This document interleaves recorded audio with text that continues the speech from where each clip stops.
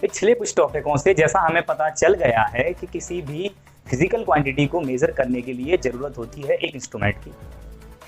अब कोई भी दुनिया का इंस्ट्रूमेंट हो, उससे मेजरमेंट में करते समय कोई ना कोई गड़बड़ी होती है। ऐसा इसीलिए कह रहा हूं क्योंकि जैसे मान लो आप इस मार्कर की लंबाई मेजर करना चाहते हैं, तो क्या सबसे छोटा इंस्ट्रूमेंट आपके पास उपलब्ध है? वो है एक स्केल।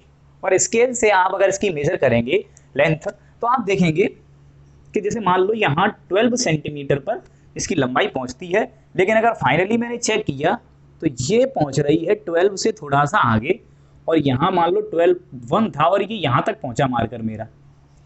तो फिर मुझे दिखाई देगा कि यहाँ पर 12 से 12.1 तक के बीच में ये मार्कर पहुंचा है एंड में, यानी कि मैंने लंबाई नापते समय कुछ ना कुछ गलती तो कर दी।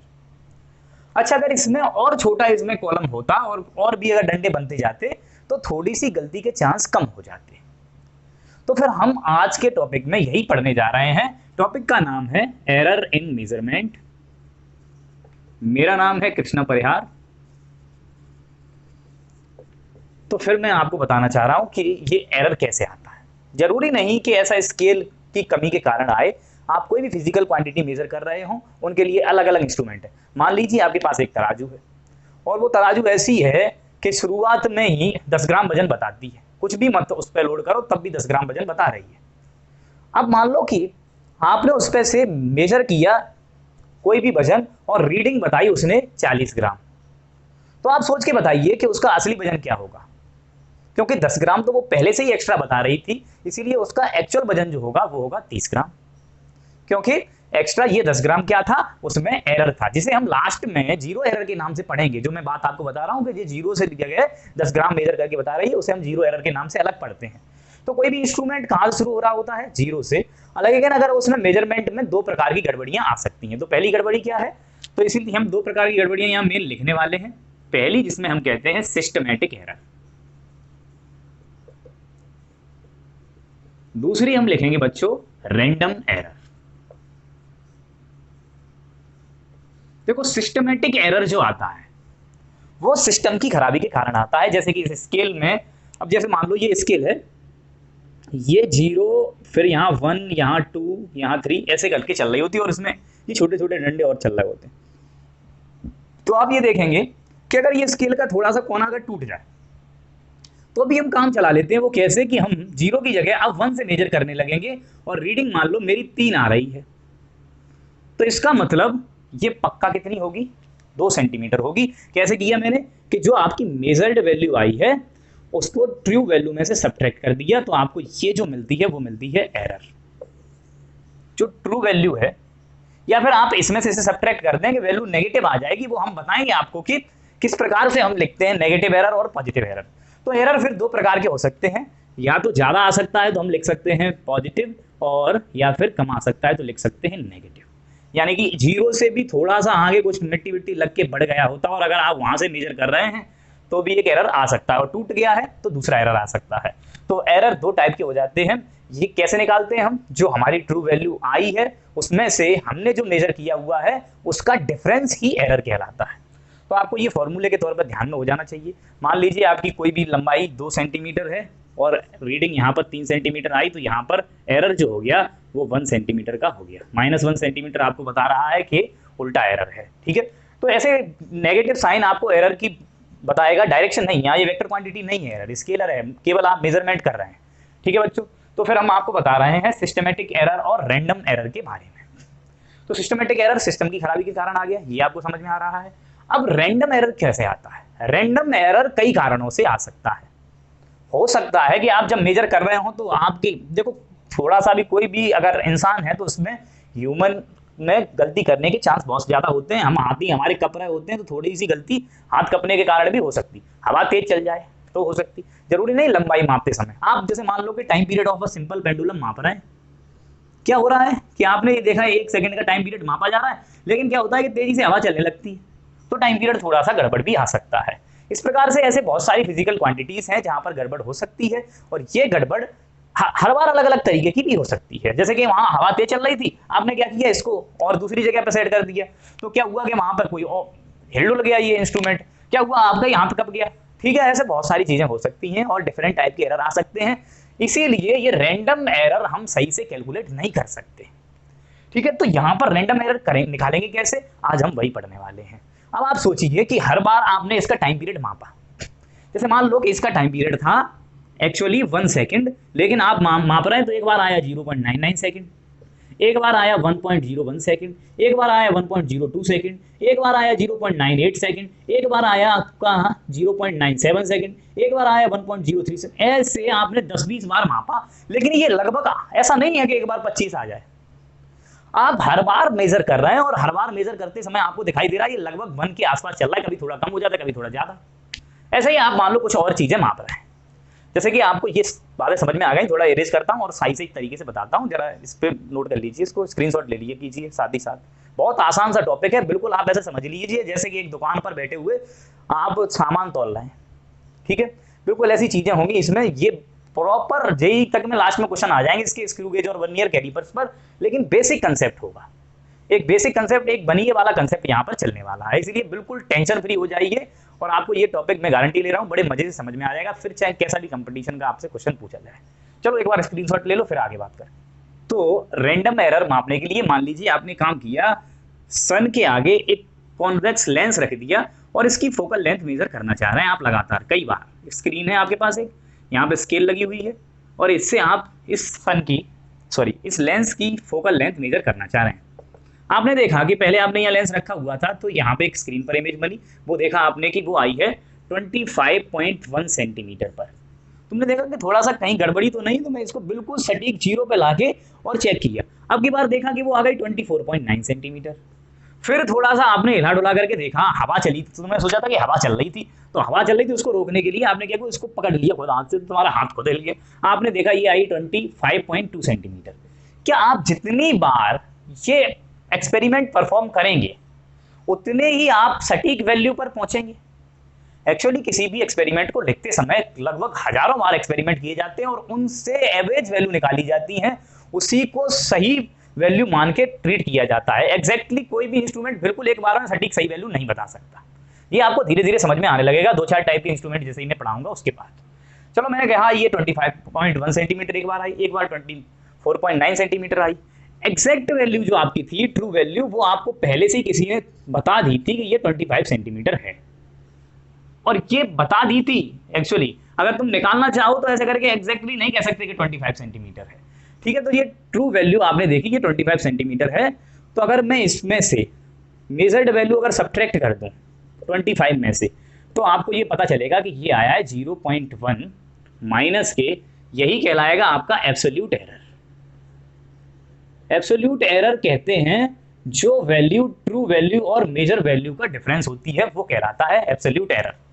ठीक है, अब इनको अलग अलग साइन से डिनोट करके चलते हैं। जैसे कैसे करते हैं वो मैं आपको अलग समझाता हूं। मान लो आपकी ट्रू वैल्यू है x और पहली बार आप मेजर कर रहे हैं तब ये वैल्यू आ रही है x1, दूसरी बार कर रहे हैं तब ये आ रही है x2, तीसरी बार कर रहे हैं तब ये आ रही है x3, चौथी बार कर रहे हैं ये x4 and so on, n बार कर रहे हैं तब ये आ रही है xn। तो फिर हर बार कि ये ट्रू वैल्यू से आप सब्ट्रैक्ट करते जाएंगे तो आपको हर बार क्या मिलता जाएगा, एब्सोल्यूट एरर मिलता जाएगा। तो ये हो जाएगा आपका, जैसे मैं ट्रू वैल्यू से इसको सब्ट्रैक्ट करूं तो ये हो जाएगा x माइनस x1, ये हो जाएगा x माइनस x2, ये हो जाएगा x माइनस x3, ये हो जाएगा x माइनस x4, ऐसे ही ये x माइनस xn। तो ये जो हर बार का एरर आएगा उसे हमने जैसे नाम दे दिया डेल्टा x1, पहली बार सब्ट्रैक्ट करके ये वैल्यू आई, यहां लेके दे रहा हूं, ये आया डेल्टा x1। यहां पर सब देखो डेल्टा ये आपको चेंज बता रहा होता है, और चेंज यानी कि बहुत मामूली सा अंतर, इसलिए आप इसे डेल्टा भी कह सकते हैं और कभी कभी ज्यादा मामूली अंतर को dx ऐसे भी लिख सकते हैं। तो यहाँ पर x और x1 का डिफरेंस आपने लिख लिया डेल्टा x1, और ये एरर 1 आया है, ये एरर्स निकाल रहे हैं आप, क्योंकि हर बार आप ये चेक करना चाह रहे हैं कि कितना कितना एरर बैठ रहा है, और हर बार थोड़ी बहुत गड़बड़ी हो रही है, तो हम बीच की कोई वैल्यू लाने की कोशिश करेंगे जिससे कि हम ये सोच लेंगे कि इससे थोड़ा सा ये एक आध बार ऊपर जा रही थी, थोड़ा सा एक आध बार नीचे जा रही थी। तो ऐसे ही मैंने यहाँ लिख लिया आपका डेल्टा x2, और यहाँ डेल्टा x3, यहाँ पर डेल्टा x4, यहाँ पर ऐसे ही करके मैं लिखता गया डेल्टा xn। तो अब मैं ये देखूंगा बच्चों कि ये जो आपने वैल्यू निकाली है, ये एरर हर बार थोड़ा थोड़ा अलग अलग एरर आया है। तो फिर क्या करते हैं हम इन सब का एवरेज एरर कैलकुलेट करते हैं। ये प्लस का आए चाहे माइनस का आए, हमें इसके मैग्नीट्यूड से मतलब होता है और उनका एवरेज निकालते चले जाते हैं। ठीक है भाई। अब जैसे यहाँ पर delta x1, delta x2, delta x3, delta x4 and so on, delta xn ऐसे करके आपके डिफरेंट एरर आए, तो हम लिखते हैं इसे xm यानी कि डेल्टा xm यानी कि मीन एब्सोल्यूट एरर। इन सब का जो एरर आ रहा है उन सब का एवरेज ले लो, ठीक है, वो कहलाता है मीन एब्सोल्यूट एरर। तो आप ये देख लीजिए डेल्टा x1, डेल्टा x2 इन सबको जोड़ दीजिए,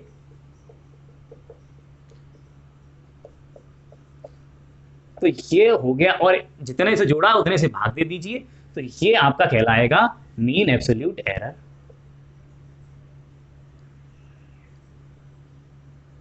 ठीक। और एक बार जो आपने मेजर कर करके वैल्यू निकाली है, ये मेजर्ड वैल्यू है और ये आपकी ट्रू वैल्यू थी और ये एब्सोल्यूट एरर था और इसका मीन निकाल लिया, तो इनका भी एक बार मीन निकाल लीजिए। जो आपने मेजर्ड वैल्यू निकाली है उसको कहेंगे xm, ठीक है, इसको xm कह दो, और ये कहलाएगा x1 plus x2 plus x3 plus and so on xn divided by n। तो ये आपने निकाल ली एक वैल्यू, क्या करके हर बार अलग अलग बार मेजर किया और मेजर कर करके इनका एक एवरेज निकाल लिया, वो हो गया xm। और फिर ये जो एरर आ रहे थे इनका एक एवरेज निकाल लिया, वो हो गया डेल्टा xm। कभी भी कोई भी एक्सपेरिमेंट करते समय या फिर कोई भी वैल्यू लिखते समय हमेशा यही प्रोसीजर फॉलो किया जाता है। अगर आप रिसर्च करेंगे या साइंस को डिटेल में पढ़ेंगे, फिजिक्स के एक्सपेरिमेंट करेंगे, साइंटिस्ट बन गए, इंजीनियर बन गए, तो आपको ऐसे करके वैल्यू अगर आपने लिख दी एक बार में 25 सेंटीमीटर, तो वो बिल्कुल आपने गलत काम किया है। आपको कम से कम 50-60 बार एक्सपेरिमेंट को लिखना होता है। हालांकि जब प्रैक्टिकल करने लगते हैं बच्चे, तो ऐसे ही अपने मन से वैल्यू उठा करके पुट करने लगते हैं। ऐसा नहीं करना। एक्चुअली क्या है, कंपटीशन में बैठोगे तो आपको एक फील आनी चाहिए कि आखिर ये हम कर क्यों रहे हैं। क्वेश्चंस फॉर्मूले से कुछ नहीं होने वाला होता है। तो फिर आपको कोई भी वैल्यू लिखते समय, तो जो एक्चुअली ट्रू वैल्यू आप x की लिखने वाले होंगे वो ऐसे लिखी जाती है जिसमें xm plus minus delta x की गड़बड़ी हो सकती है। इस प्रकार से किसी भी एक्सपेरिमेंट को परफॉर्म किया जाता है। मुझे उम्मीद है कि आपको ये बात समझ में आ गई होगी। जैसे कि यहाँ पर आपने 25 सेंटीमीटर फोकल लेंथ आई थी, उसको कैसे मेजर कर रहे थे, एक बार 25.1, 24.9, 25.2 एंड सो ऑन, कितनी भी बार किया हो उन सबको जोड़ लीजिए और देख लीजिए हर बार एब्सोल्यूट एरर क्या आ रहा है, उनका एवरेज जोड़ लीजिए और दोनों को इस प्रकार से लिख दीजिए। अब आपने एक सही एक्सपेरिमेंट किया है, यही लिखने का सही तरीका। ये कहलाता है मीन एब्सोल्यूट एरर, ये कहलाती है रीडिंग, एग्जैक्ट वैल्यू जो आपने एक्सपेरिमेंटली रीडिंग करी है, तो हम इसे कह सकते हैं एक्सपेरिमेंटल रीडिंग। कभी कभी इस पर कभी कभी नहीं, काफी सारे घुमा फिरा करके ऐसे ही क्वेश्चन आ सकते हैं, आते भी हैं, और उनमें यही कहा जाता है calculate the mean absolute error, या फिर और भी टाइप के एरर पूछे जाते हैं। मैं उनको बता रहा हूं, आप इसको स्क्रीनशॉट ले लीजिए और कॉपी पे बाकायदा लिखते चलिए साथ ही साथ, और एक आध एग्जांपल करते चलिए। मैं इसके लिए पीडीएफ आपको डालता रहूंगा, इस वाले चैप्टर के लिए भी पीडीएफ डाल रहा हूं। यहाँ लिंक आपको डिस्क्रिप्शन में मिल जाएगी और टेलीग्राम चैनल की लिंक मिल जाएगी। अगर आपसे एक्स्ट्रा डाउट आते हैं तो मुझे उसमें डायरेक्टली टेलीग्राम पे आप मुझे पूछ सकते हैं। चलो फिर इसे तो जैसा हमने एक्सपेरिमेंट परफॉर्म किया और आपके सामने लिख दिया कि कोई भी एक्स वैल्यू रीडिंग जो है ऐसे लिखी जाएगी कि सारी की सारी जो आपने मेजर्ड वैल्यू निकालनी है उनका मेजर मीन निकालिए, प्लस जो आपके हर बार एब्सोल्यूट एरर आए हैं उनका मीन निकाल लीजिए। तो फिर आपने लिखा उसे डेल्टा एक्सएम, जो आपकी एब्सोल्यूट एरर थी उनका मीन, और ये रीडिंग जो आपने मेजर करी है उनका मीन। ऐसे करके आपने कोई भी एक्सपेरिमेंटल रीडिंग लिख दी। अब क्या होता है कि इसमें बहुत सारी चीज़ें और ध्यान में देने वाली होती हैं। जैसे एक टर्म कहलाता है फ्रैक्शनल एरर। फ्रैक्शनल एरर हम निकालते हैं, जो आपने डेल्टा एक्सएम निकाला है उसको टोटल जो आपने मीन निकाला हुआ है रीडिंग का उससे भाग दे दीजिए, यानी कि जो आपकी टोटल रीडिंग है उसका कितना भाग एरर है, ये कहलाता है आपका फ्रैक्शनल एरर। ठीक है। अब इसमें एक और कहलाता है परसेंटेज एरर। परसेंटेज एरर निकालने का बच्चों तरीका होता है कि ये जो आपकी वैल्यू आई है ना डेल्टा एक्सएम अपॉन एक्सएम, इसको 100 से मल्टीप्लाई कर दीजिए, ये आ गई आपकी परसेंट।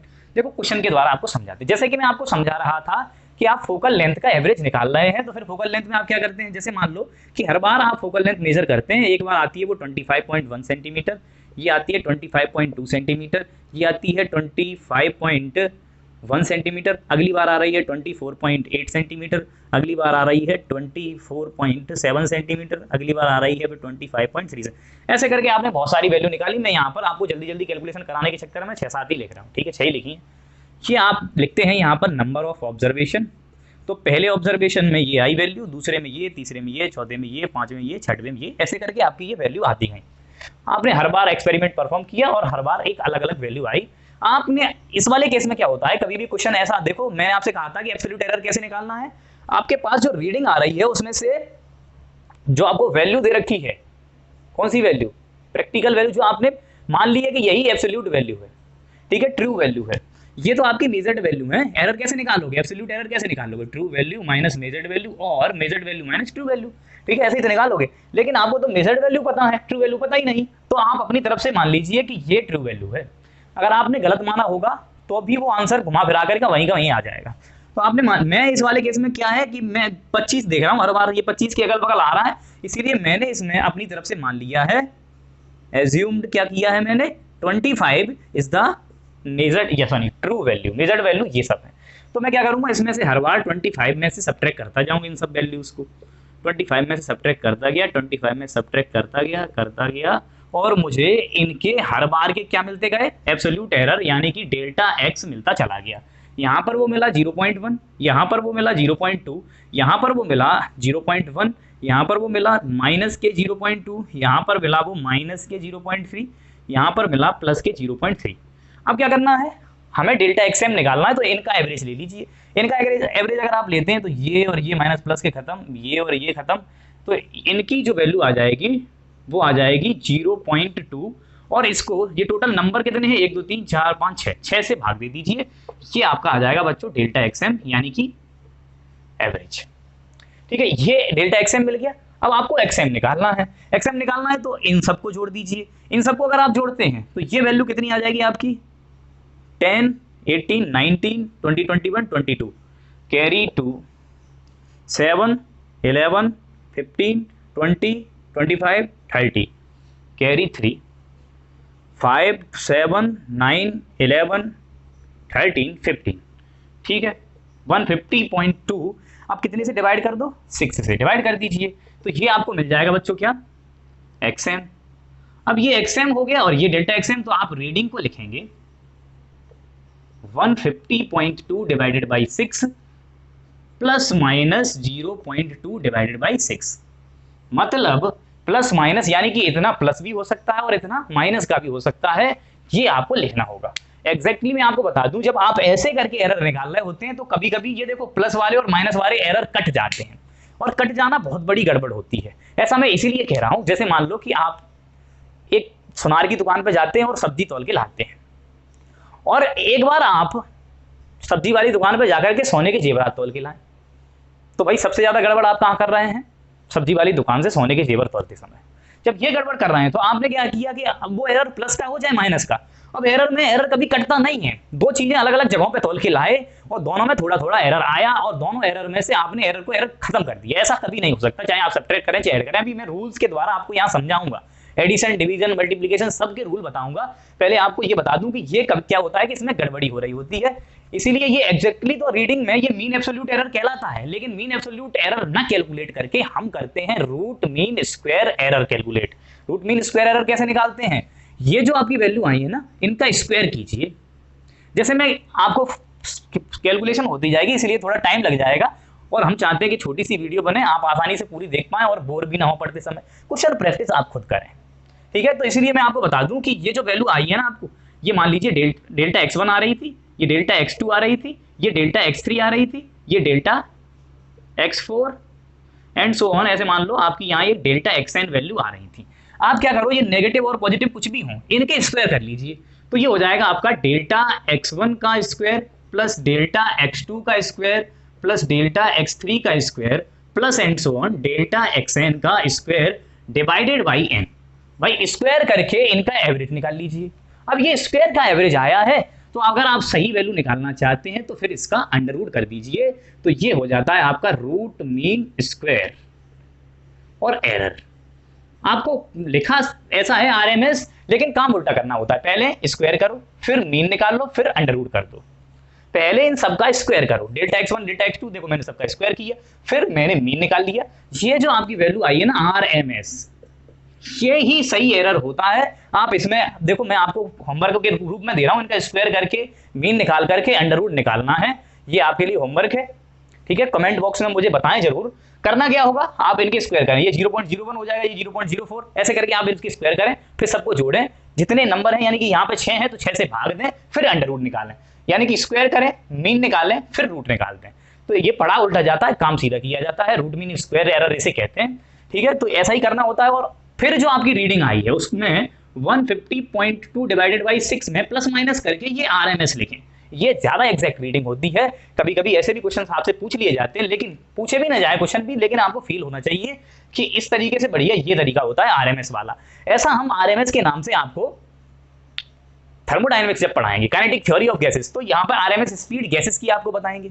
ऐसे ही जब हम आपको अल्टरनेटिंग करंट पढ़ा रहे होंगे तो करंट भी फ्लक्चुएट करता आ रहा होता है, कम बढ़ उसकी वैल्यू होती रहती है, इसलिए उसकी भी हम RMS वैल्यू ही निकाल के आपको बता रहे होंगे। जो आपके घर पे जो सप्लाई आ रही होती है 220 वोल्ट की, वो भी आपकी RMS वोल्टेज ही होते हैं, यानी कि एक एवरेज वैल्यू होती है, और वो ऐसी एवरेज होती है, स्क्वायर करके निकाला गया होता है उसे।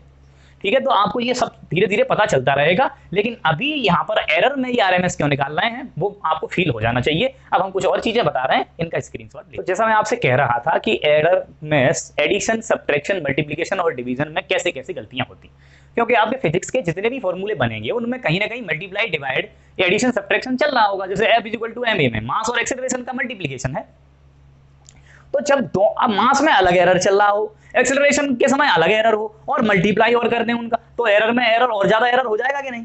ठीक, तो इस प्रकार से हमें जब कोई भी क्वांटिटी मेजर कर रहे हैं उसमें थोड़ी सी गड़बड़ होती है, तो उनके एडिशन करते समय, मल्टीप्लिकेशन करते समय, डिवीजन करते समय किन बातों का ध्यान रखना है, यही हम आज की क्लास में अब बताने वाले हैं। ठीक है, तो जैसे मैं शुरुआत करता हूं, थोड़ा सा आपको बेसिक आइडिया देता हूं। मान लीजिए कि आप बाजार से चीनी खरीद के ला रहे हैं, शुगर। पहले क्या किया, आपने 1 किलो चीनी ऐसे कांटे पे तुलवाई जिसमें सबसे मिनिमम वैल्यू जो बताता है वो 100 ग्राम बताता है। यानी कि मान लो आप धर्म कांटे पे चले गए, बड़े वाले जहाँ ट्रक व्रक रखे जाते हैं, और वहां पे आप चीनी तुलवाई और वो आपका वजन बैठा 10 किलो 100 ग्राम। एग्जैक्टली वो हो सकता है 10 किलो 100 ग्राम के बाद वो हो सकता था कि 10 किलो वो सीधा 200 ग्राम बताए, बाद बाकी के वो 10 किलो 150 ग्राम हो, तो वो नहीं बता रहा, वो भाई 10 किलो 100 ग्राम ही बता रहा है, 10.1 ही उसने बताया। तो ठीक, पहला आपने ये काम कर लिया। अगली बार आप पहुंचे किसी दूसरी दुकान पर, दूसरी दुकान पर से आपने फिर से चीनी तुलवाई, और वहां पर आपकी चीनी आई है 5 किलो 250 ग्राम। यहां पर आपका केवल 2 डिजिट तक ही काम चल रहा है, यानी कि 250 ग्राम तक नहीं बता रहा, वो सिर्फ आपको 2 अंकों तक बता रहा है। इन्हें सिग्निफिकेंट डिजिट्स कहते हैं। इसके लिए मैं आपको इसे अलग टॉपिक के रूप में बताऊंगा। मतलब अगर आप देखेंगे कि यहाँ पर 250 के बाद वो 260 बताएगा सीधा, 251 ग्राम, 252 ग्राम, ये सब नहीं बता रहा। यानी कि यहाँ पर आपकी कैलकुलेशन में कितने की गड़बड़ी हो सकती है, 0.01 की गड़बड़ी हो सकती है। तो यहाँ पर देखो आपको 100 ग्राम का सीधा अंतर मिल रहा था, यहाँ पर सीधा सीधा आपको 10 ग्राम का अंतर मिल रहा है। तो देखो इसमें भी देखो, अगर आपने ये चीनी तौल के लाए, अगर ये एग्जैक्ट इसकी रीडिंग 252 ग्राम भी रही होती तो ये फिर इसमें भी गड़बड़ी रही होती, और यहां पर आपकी रीडिंग 150 भी रही होती तो इसमें भी गड़बड़ी रही होती। अब इन दोनों को आप अगर जोड़ते, दोनों मासेस को, तो देखो गड़बड़ यहां पर भी थी और गड़बड़ यहां पर भी थी, और सब्ट्रैक्ट करते तो भी यहां भी गड़बड़ थी और यहां भी गड़बड़ थी। तो इस प्रकार से कभी भी 2 ऐसी क्वांटिटी जो आप मेजर कर करके लाए हैं उनमें एरर निकालते समय इस बात का ध्यान देंगे कि एरर हमेशा सब्ट्रैक्ट नहीं होता, कभी भी सिर्फ और सिर्फ ऐड होता है। मतलब कि अगर भले ही आप दोनों क्वांटिटीज को सब्ट्रैक्ट करें, एरर हमेशा ऐड ही होगा। अब लिखते कैसे हैं, आप पहली आर कोई रीडिंग लिख रहे हैं, आप उसे लेके आए थे RM plus minus delta RM, ठीक है, ऐसे करके RM1 लिख ले रहा हूं मैं, डेल्टा RM1 लिख ले रहा हूं इसको। दूसरी रीडिंग आप जो तौल के लाए वो आई RM2 plus minus delta RM2। तो आप इनका जो ऐड करके लिखेंगे R1 और R2 को, तो जब आप R इक्विवेलेंट लिखना चाहेंगे R1 प्लस R2, तो आप ये ध्यान देंगे कि जो डेल्टा R इक्विवेलेंट लिखा जाएगा that is equal to plus minus delta RM1 plus minus delta RM2। यानी कि प्लस माइनस भले ही आए, इसमें प्लस का एरर हो, इसमें माइनस का, लेकिन जोड़ते समय आप प्लस का ही एरर ध्यान देंगे। जैसे कि मान लो आपके पास एक वायर है जिसका रेजिस्टेंस है R1 is equal to 2 ohm plus minus 0.1 ohm, दूसरा रेजिस्टेंस है जिसकी रीडिंग है आपकी 4 ओम 4.0 ओम प्लस माइनस 0.2 ओम। ऐसे करके ये दो रीडिंग आपके सामने थी R1 और ये थी आपकी पास R2। आपसे कहा R इक्विवेलेंट निकाल लीजिए और सीरीज में ये लगे हुए हैं, तो आप क्या करेंगे, इनको अलग जोड़ देंगे। ये हो जाएगा आपका 6.0 प्लस माइनस यहाँ 0.1 है और यहाँ 0.2 है, लेकिन हम यहाँ सब्ट्रैक्ट न करके सीधा सीधा 0.3 ओम ही लिखेंगे। ये होता है एडिशन ऑफ एरर का तरीका।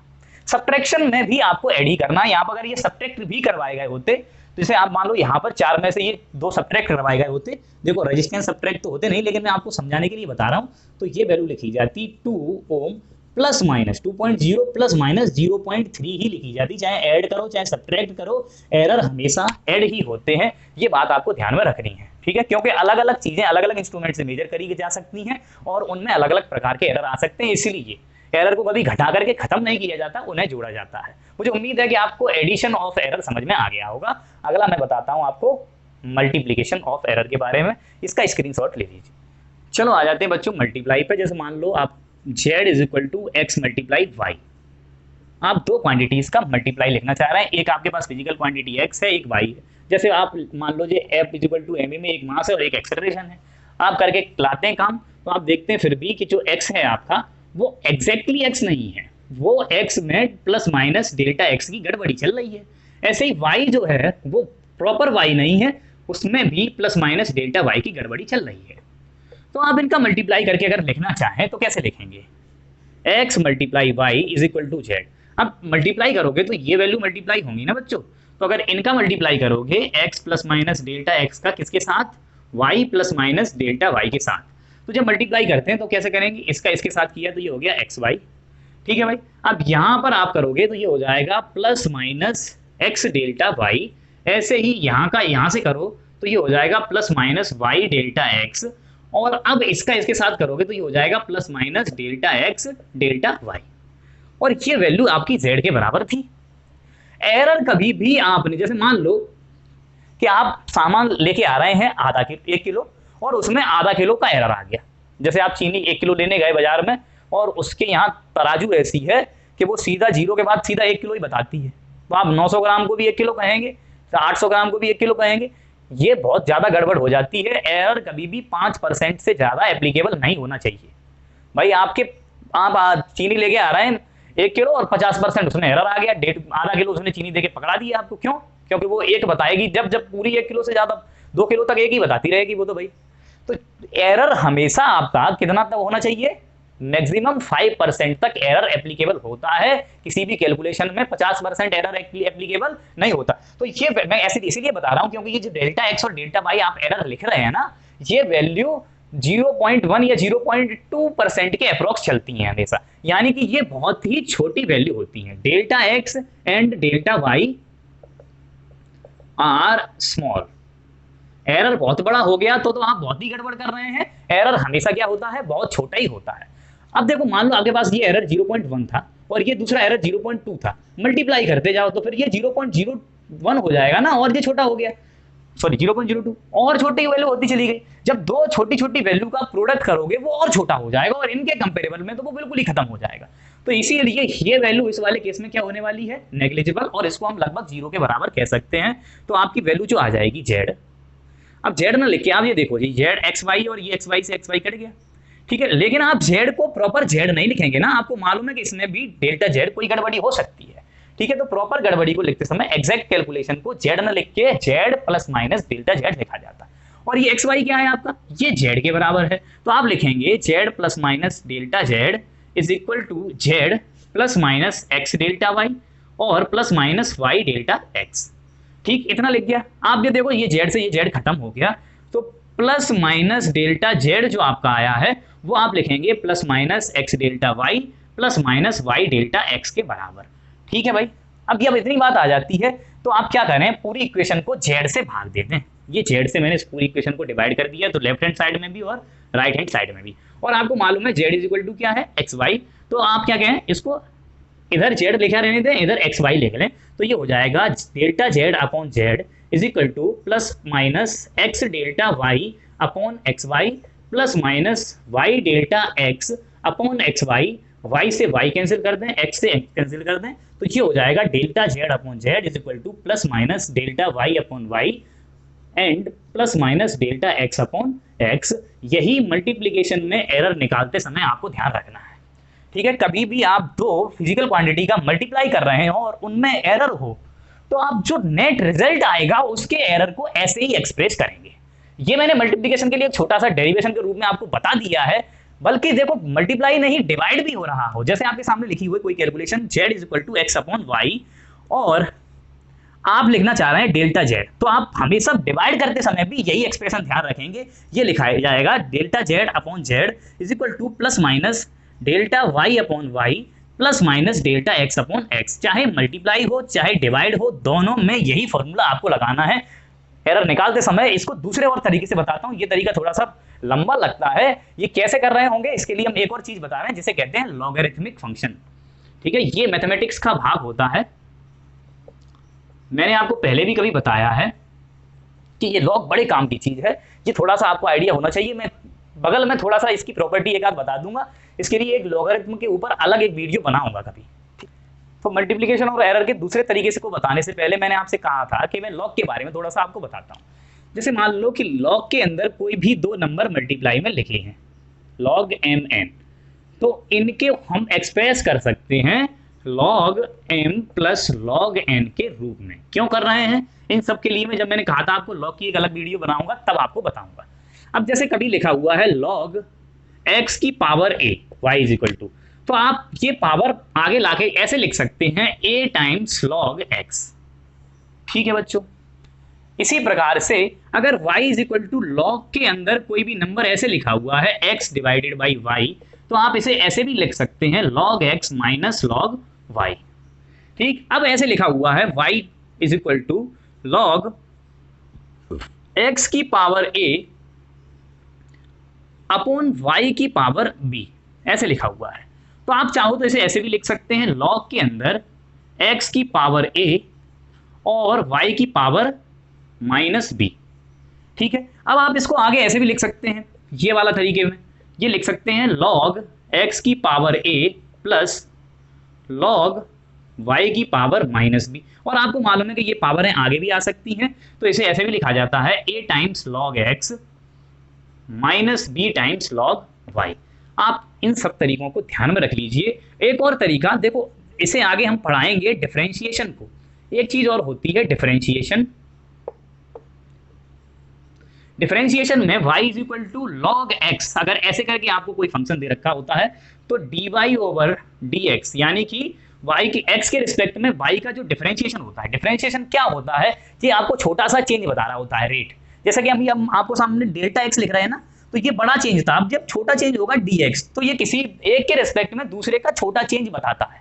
ये सब मैं आपको डिफरेंशिएशन के लिए अगला जो काइनेमेटिक्स पढ़ाऊंगा उससे पहले डिफरेंशिएशन के बेसिक रूल आपको समझाऊंगा।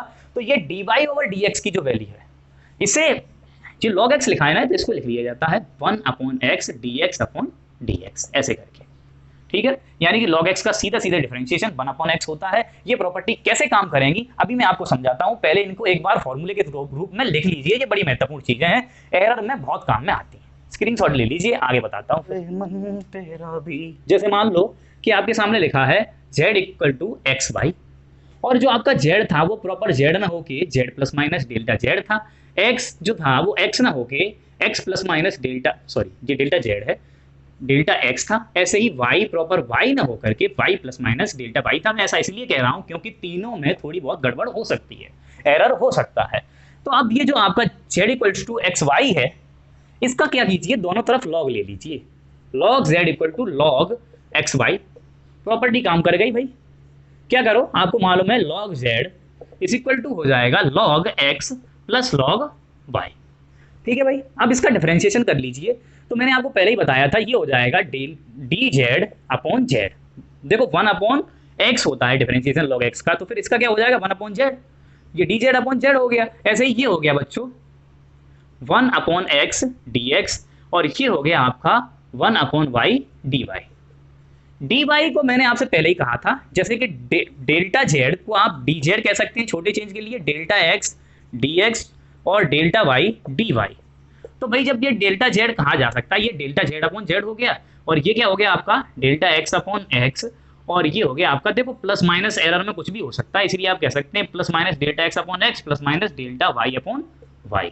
तो ये सिंपली अगर आप लॉग जानते हैं तो इसे बड़े आसानी से कर सकते हैं मल्टीप्लीकेशन ऑफ एरर को। अब देखो डिवीजन ऑफ एरर को भी ऐसे ही लिखा जा सकता है, जैसे लिखा है z equal to x upon y, आप दोनों तरफ लॉग ले लीजिए तो ये हो जाएगा log z is equal to log x upon Y.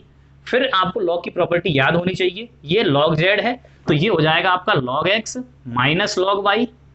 ऐसे ही अगर आप इनको डिफरेंशिएट कर दें तो ये हो जाएगा डी जेड अपॉन जेड, और ये हो जाएगा D x upon x. Minus के चिन्ह से कोई मतलब नहीं है, डिफरेंशिएशन कर, देखो ये एरर आ रहा है तो एरर में आप प्लस माइनस में आप प्लस ही रखेंगे, तो ये हो जाएगा d y upon y. D z क्या है डेल्टा जेड, तो ये हो सकता है आपका delta Z upon Z is equal to plus minus delta x upon X और plus minus delta Y upon Y. इस प्रकार से आप डिवीजन के रूप में भी एक्सप्रेस कर सकते हैं और मल्टीप्लिकेशन के रूप में भी एक्सप्रेस कर सकते हैं किसी भी फिजिकल क्वांटिटी को जिनके अंदर एरर हो। ये बड़े काम की चीज है बच्चों, ठीक है। तो ये देखो ऐसा नहीं कि आपके पास कोई भी फॉर्मूला, जैसे आपके पास फॉर्मूला फिजिक्स में ऐसे नहीं चलेगा कि हर बार प्रोडक्ट ही चल रहा हो, हर बार मल्टीप्लाई चल रहा हो, हर बार डिवाइड ही चल रहा हो। फॉर्मूला ऐसा भी चल सकता है जैसे mv square by R centimetre force, तो यहाँ पावर भी चल रही है। जब पावर भी आ जाए तो लॉग वाला ही तरीका काम करता है। अब पावर भी आ रखी हो तब फिर कैसे एरर के फॉर्मूले लगाते हैं। असली कंपटीशन के क्वेश्चन इन्हीं पर बनते हैं। दो एक आध क्वेश्चन मैं आपको एग्जांपल के तौर पे दूंगा कि कैसे कैसे आपको करने हैं। पहले आप इसे समझ लीजिए कि पावर वावर भी दे रखी हो तब हम कैसे हैंडल करेंगे। मुझे उम्मीद है कि आपको यहाँ तक मैं समझाया पाया हूँ, ठीक है। लॉग की प्रॉपर्टी बहुत ध्यान में रखनी है, प्रॉपर्टी ध्यान में रखनी डेरिवेशन के लिए। अगर नहीं ध्यान रख सकते तो सीधे सीधे याद कर लो, मल्टीप्लाई हो या डिवाइड हो, ये फॉर्मूला आपको अप्लाई करना है बस। तो एरर के एडिशन, मल्टीप्लिकेशन, सब्ट्रैक्शन, डिवीजन के बाद अब हम बढ़ते हैं आगे कि मल्टीप्लाई हो, पावर भी चल रही हो और भी टर्म हो। जैसे मान लो कि फॉर्मूला होता है फोर्स का mv स्क्वायर बाई आर, तो देखो 3-4 टर्म चल रहे हैं, मल्टीप्लाई में भी चल रही है, फिजिकल क्वांटिटी डिवाइड में भी उनकी पावर भी चल रही है।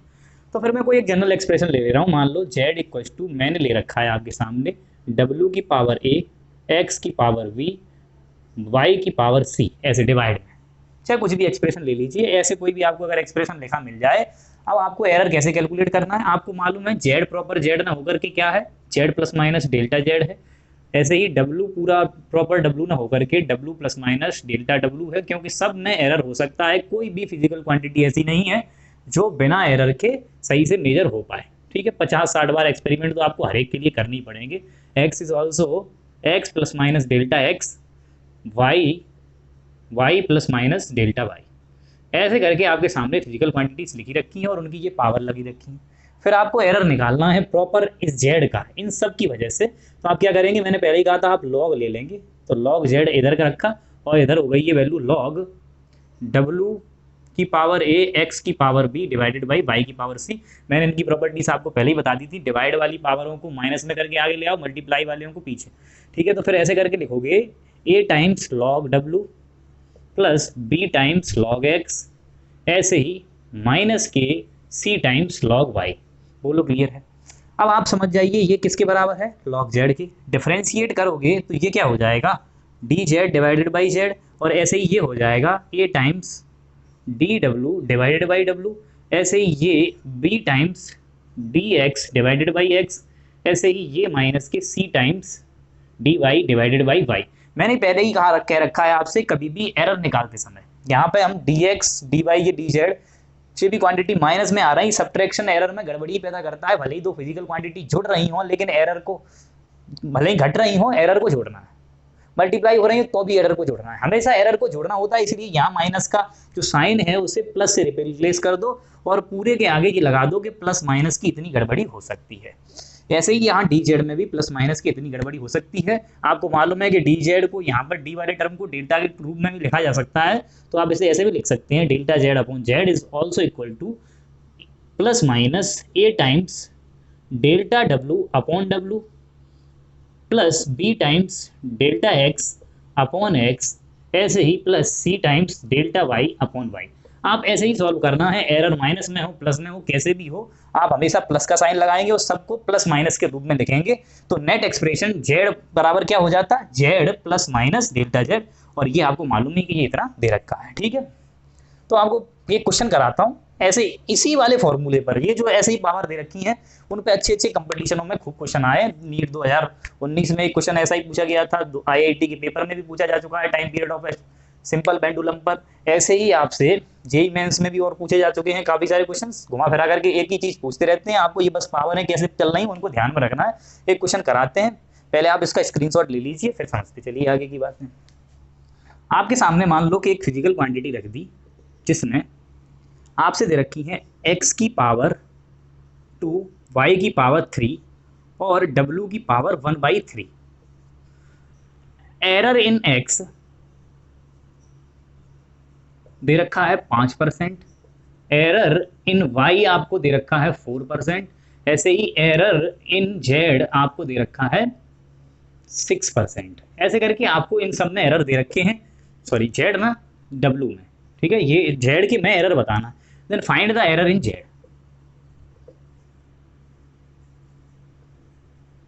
ठीक, आपको जो फॉर्मूला अभी एक्सप्रेशन लिखा मिला वो delta z upon z is equal to plus minus a times delta x upon x plus minus, sorry plus लिख लीजिए, प्लस माइनस सबके आगे लगा लीजिए, b times delta y upon y, ऐसे ही plus c times delta z upon z। वो जो पावर थी वो आगे मल्टीप्लाई में चली आ रही हैं, बाद बाकी फ्रैक्शनल एरर लिखे हैं। आपको मालूम है कि ये फ्रैक्शनल एरर है, अगर इनमें 100 का मल्टीप्लाई कर दूं तो आपको परसेंटेज एरर मिल जाएगा। तो यहाँ पे भी 100 का मल्टीप्लाई कर दो पूरे में, यहाँ पे भी और यहाँ पे भी आपको परसेंटेज एरर मिल जाएंगे। अब ये पावरें क्या हैं कि आगे आगे मल्टीप्लाई में हो जाती हैं और बाद बाकी डिनोमिनेटर में भी भले ही पावर हो वो भी आगे मल्टीप्लाई में ही चली जाती। जैसे आपके पास x है तो x 5% दे रखा है, तो ये डेल्टा x अपॉन x और 100 मल्टीप्लाई में चल रहा है, तो ये पूरी की पूरी वैल्यू यहाँ 100 मल्टीप्लाई है, इसमें भी 100 इसमें भी और 100 इसमें भी और 100 इधर भी, दोनों तरफ 100 से मल्टीप्लाई कर रखा है आपने। तो भाई ये वैल्यू आपकी ये delta x upon x multiply by 100 ये हो गई 5%। और a आपका मल्टीप्लाई में ये चली रहा है और a यहाँ पर कितना है 2 पावर चल रही है, तो हम लिख सकते हैं 2 टाइम्स 5%। ऐसे ही plus delta y upon y, delta y upon y कितना दे रखा है आपको 4%, क्योंकि मल्टीप्लाई में 100 करके, वैसे फ्रैक्शन में ये फ्रैक्शन में होकर के परसेंटेज में दे रखा है, इसलिए मैं 100 का पहले ही मल्टीप्लाई करके चल रहा हूँ। तो ये वैल्यू आपकी हो जाएगी बच्चों 3 का मल्टीप्लाई इंटू 4%, ऐसे ही प्लस ये डेल्टा z अपॉन z और डिवाइडेड बाई 100 ये 6% है और c कितना है 1/3, तो आप इसे लिख सकते हैं 6 मल्टीप्लाई 1/3 यानी कि 6/2। और ये टोटल परसेंटेज एरर है, सॉरी परसेंटेज एरर है किसमें z में, तो z अपॉन डेल्टा z की वैल्यू आप ऐसे एक्सप्रेस कर सकते हैं। तो ये हो जाएगा आपका बच्चों 10 और 12 और 2, तो 22 और 24% का एरर पूरे में आ सकता है। ये वैल्यू आपकी डेल्टा z अपॉन z की होगी। आपसे कह दिया जाएगा कि z इतना दे रखा था और z की वैल्यू को फिर इसमें मल्टीप्लाई कर दीजिए तो आपको परसेंटेज एरर मिल जाएगा पूरी फिजिकल क्वांटिटी का। तो इस प्रकार से ये जो मैंने आपके सामने एक्सप्रेशन रख रखे ना, ऐसे ही एक्सप्रेशन रख के नीट में भी क्वेश्चन आया। आप क्वेश्चन की मैं लिंक यहाँ पर आपको प्रोवाइड कर दूंगा, डिस्क्रिप्शन में आपको लिंक दे दी जाएगी, उसमें आपको पूरे प्रॉपर PDF बने हुए होंगे। उसमें नीट में, जेईई में और पिछले और कंपटीशन पहले जमाने में होते हैं उन सब में ऐसे आए हुए सारे क्वेश्चन हैं, एरर पर भी बेस्ड क्वेश्चन हैं। आप एक बार ट्राई करते रहिए, टेलीग्राम के लिंक में मुझे पूछते रहिए। उसके लिए मैं आपके लिए एक अलग क्लास रिकॉर्ड करके बनाऊंगा जिसमें जो बच्चों ने महत्वपूर्ण क्वेश्चन ज्यादा पूछे होंगे वो सब कराए जाएंगे। लेकिन आपको बस ये तरीका ध्यान रखना है, मैं तरीके बता रहा हूँ कैसे आपको अप्लाई करना। क्वेश्चन बिल्कुल भी टफ नहीं बनते इनमें, मैंने आपको पहले ही कहा था ये देसी जुगाड़ वाला वैसा ही तरीका है जैसे कि एक दुकानदार काम करता है, ठीक है। एरर कुछ भी टफ नहीं है। अब इसमें अगला छोटा सा टॉपिक मैं आपको बताऊंगा, significant figures and significant digits क्या होते हैं, इनसे आप पहले निपटना सीख जाइए। एरर के कारण ही ये नया टॉपिक आएगा आपके लिए, सिग्निफिकेंट फिगर्स। तो क्वेश्चन आप ट्राई करते रहिए। धन्यवाद, नमस्कार।